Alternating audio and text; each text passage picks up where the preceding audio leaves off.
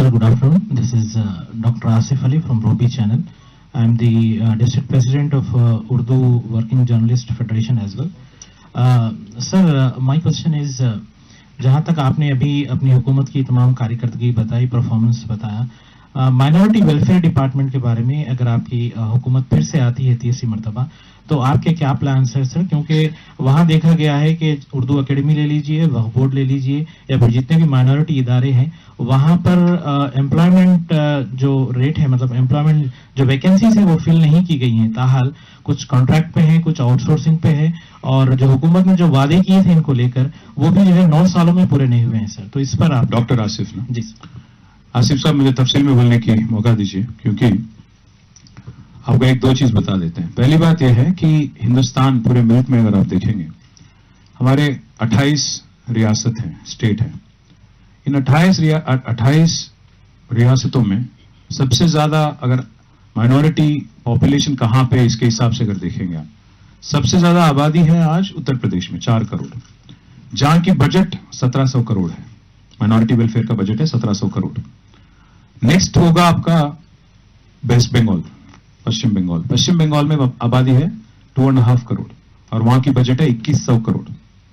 तीसरा है महाराष्ट्र। महाराष्ट्र में 1.4 करोड़ है पॉपुलेशन और वहां की बजट है 674 करोड़। और फोर्थ है कर्नाटक, जहां की आबादी है माइनॉरिटीज 90 लाख और वहां की बजट है 2000 करोड़। अब आती है बात, 5वें स्थान पे तेलंगाना है, यहां की आबादी है 50 लाख और यहां की बजट है 2200 करोड़। जब मैं बात करता हूं पर कैपिटा बढ़ा, तो मैं जानता हूं कि पर कैपिटा बजट एक्सपेंडिचर भी होना चाहिए, और डेफिनेटली आज पर कैपिटा एक्सपेंडिचर के हिसाब से अगर देखेंगे, माइनॉरिटीज का पॉपुलेशन और बजट एलोकेशन के हिसाब से अगर देखेंगे, नंबर 1 है तेलंगाना। पूरे हिंदुस्तान में हर रियासत तक देखेंगे। हाँ, कमियां हम में भी हैं, कमजोरियां हम में भी हैं। हम ये नहीं कह रहे हैं, और गलतियां हमने भी किया होगा। हम ये कभी नहीं कहेंगे कि हम भगवान हैं, हर वो चीज हमने जो किया वो सही है, गलतियां हमने नहीं की। हाँ, कमियां हैं, कमजोरियां हैं, गलतियां भी किया होगा हमने, बट हमारी रवैया देखिए, रीत और रिवाज को आज रिस्पेक्ट करने का एक माहौल देखिए। यहाँ पे आज पूरे हिंदुस्तान में क्या माहौल है, आज तेलंगाना में क्या माहौल है, इसका भी आप एक बार गौर करिए। हाँ, मैं मानता हूं शायद कई जगह रिक्रूटमेंट जहां होना चाहिए था हुआ नहीं, बट जो बजट आज दिया गया, और जो बजट आज ना सिर्फ दिया गया बल्कि उसमें से अगर आप देखेंगे, हमारा अगर एक बार कंपैरिजन भी अगर आप करेंगे, 2004 से 14 तक यहां कांग्रेस की गवर्नमेंट थी, 14 से तेलंगाना गवर्नमेंट आई है। 2004 से 14 तक सालिना बजट था माइनॉरिटी वेलफेयर का 300 करोड़। आज तेलंगाना का बजट है सालिना 2200 करोड़, मतलब करीब करीब 7 गुना ज्यादा। कहने का ये मतलब है, और इसमें से सबसे अहम बात यह है, माफी चाहता हूं, लास्ट बजट था 2200, एवरेज अगर ले लेंगे आप सालिना 1000 करोड़। तो इसमें अगर आप तुलना करेंगे, कंपैरिजन अगर करेंगे, फर्क महसूस करना है आपको, मैं आपको एक चीज बताता हूं। 1000 करोड़ जो खर्च किया जाता है माइनॉरिटी वेलफेयर के लिए, उसमें 700 करोड़ खर्च होता है बच्चों पे और तालीम पे।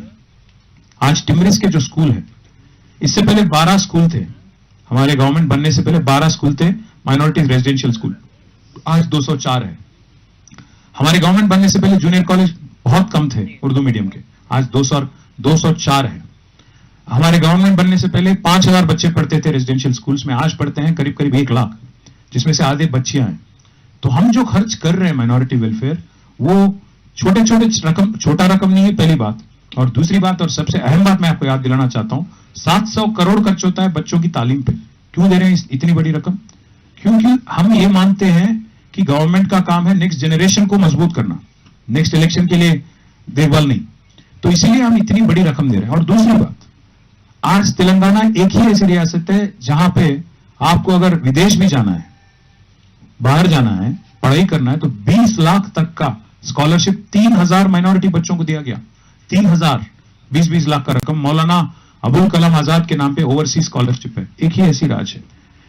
हाँ, कमियां होंगी, हम जरूर उसका भी रेक्टिफिकेशन करेंगे, और कुछ और भी है तो हम जरूर जिम्मेदारी लेंगे उसकी, और जरूर हम उम्मीद करते हैं कि इस बार चुन के आने के बाद अगर कोई करेक्शन करना है, कोई चीज में अगर रवैया बदलना है, जरूर बदलेंगे। मेरा नाम सैयद गौस मुहिद्दीन है साहब, मैं INE टुडे से ताल्लुक रखता हूं और Telangana state Urdu working journalist federation का जो जनरल सेक्रेटरी भी हूं साहब।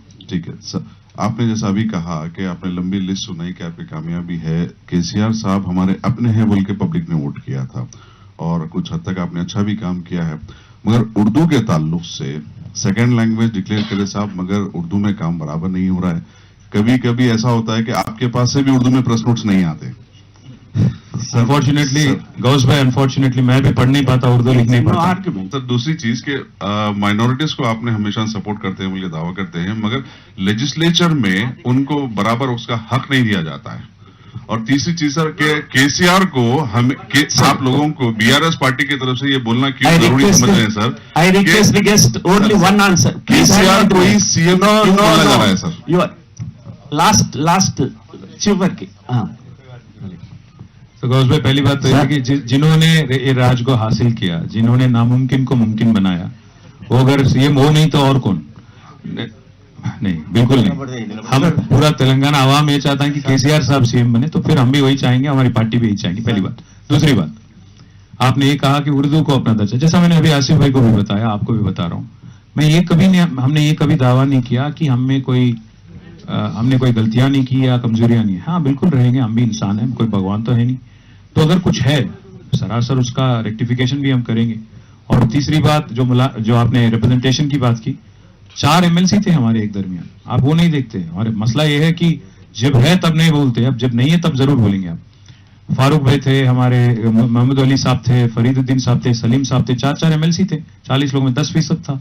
तो मेरा कहने का ये मतलब है, कभी का एक बार पॉलिटिक्स में एक बार ऊपर नीचे होते रहता, आगे जाके रेक्टिफाई करेंगे जरूर।